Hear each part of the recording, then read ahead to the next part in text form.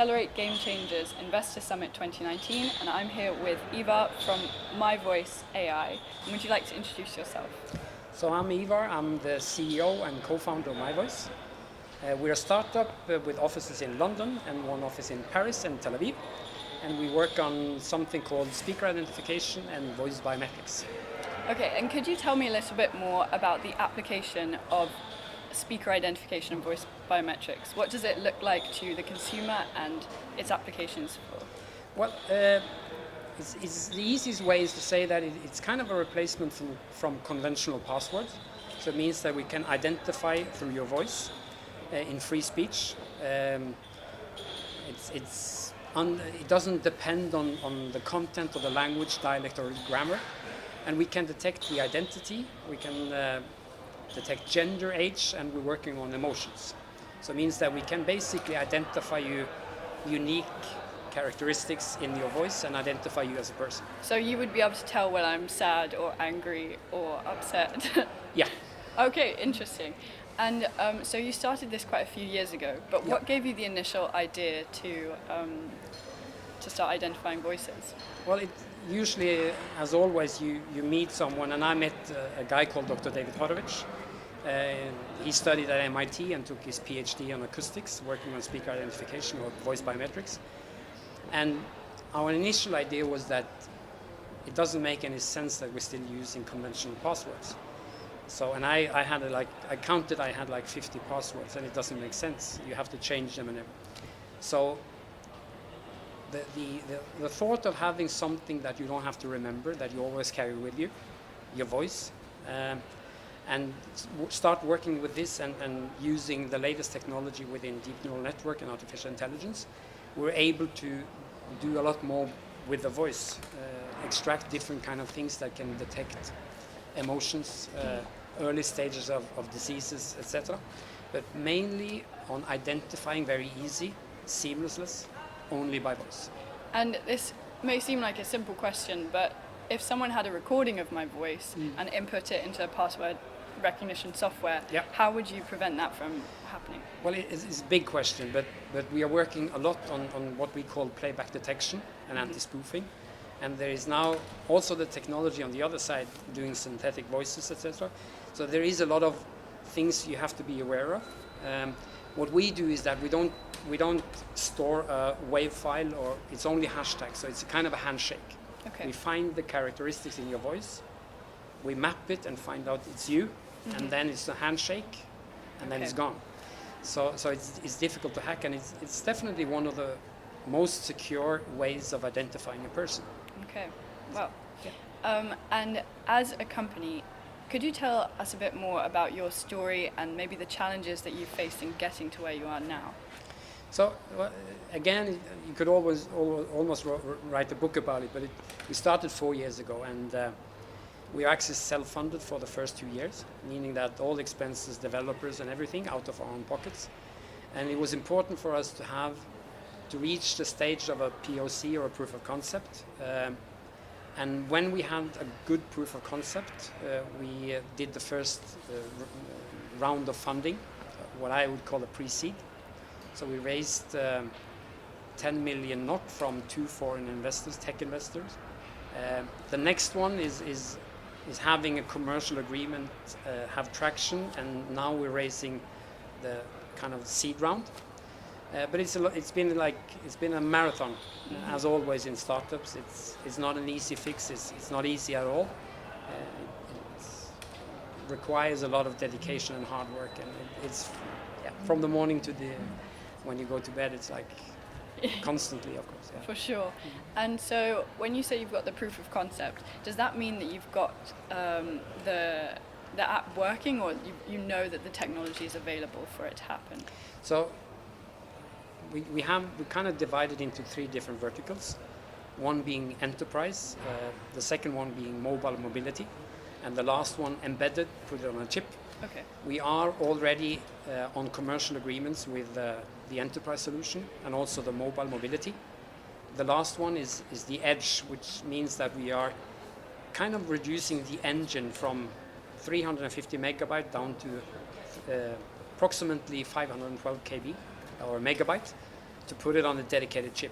Okay. So the two first products are ready, and we're rolling it out. So, yeah, the last one, which is, I would say, maybe the big one, the opportunities within the embedded. We are the first one in the world that actually have tested and showed customers that it works. It's possible to do it. We're approximately 4 to 5 months away from launching it commercially. Oh, okay. Yeah. Wow. So it's quite soon. It's soon, yeah.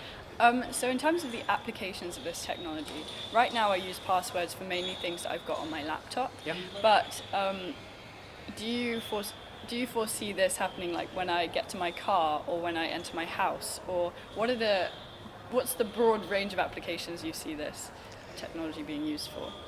Well, you're touching some of the applications, and they're good ones. We have been working also with 3 different kind of customer segments.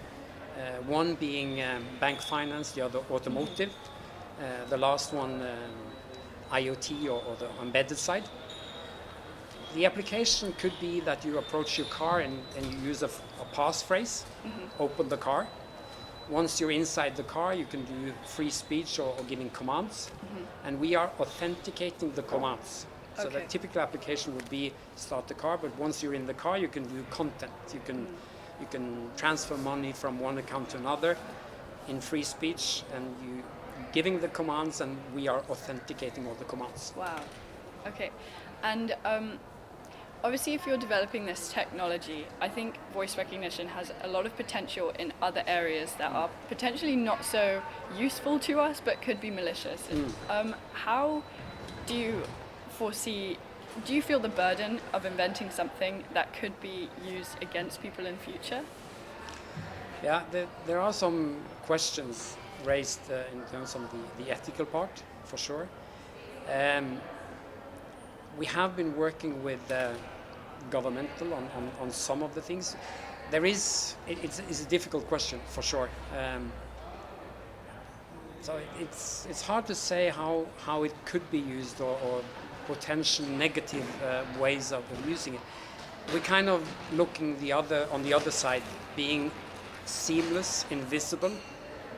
It should be that easy that my mother can use it without thinking about the technology. Okay. So we're kind of focusing on the invisible, seamless technology that actually Yeah. works and frictionless, removing Okay. friction. And in terms of the data, the information on us, Yeah. who would own that after you? So we think the missing part or the last piece of the puzzle in the voice user interface is identity and privacy. So we're focusing on kind of storing the biometric data on the device. So if you're talking about mobile or mobility, all the biometric data is staying on the device, also on the embedded side, which means that they're not leaving, they're not in the cloud, they're not Okay. shared with anyone else. So and that's a super important question to raise, for sure. But I would be quite worried then if someone stole my car or my phone. Yeah, but again, it's not recorded files. It's basically hashtags. So Yeah. it's a Okay. handshake. So it doesn't mean that you can't use it for anything else. But Okay. it's definitely raise a concern. It's probably over my head technologically, but I'm human enough to be scared of it. Yeah.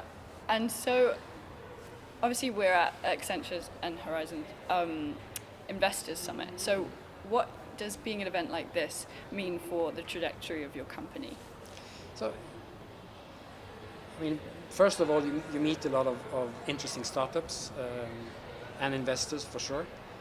You meet a lot of familiar faces. For us, it's an opportunity to actually present ourselves to Horizon, which is an opportunity. Our investors are all foreign investors and not Norwegian. But there are some very good Norwegian investors as well, and you meet them at an event like this. So for us, it's important to be there. And it's a good opportunity to show the company, to actually do a pitch or presentation of what we're doing, because we're a small company with limited resources, and for us it's important to actually be there showing what we're doing, and especially now going from developing to commercial. Yeah, So so people can see your potential. absolutely. And then finally, I think one of the reasons that Horizons has come to Norway is to see the potential that Norway has in innovation. And one of the things I've heard going around is like, what will Norway's next oil be?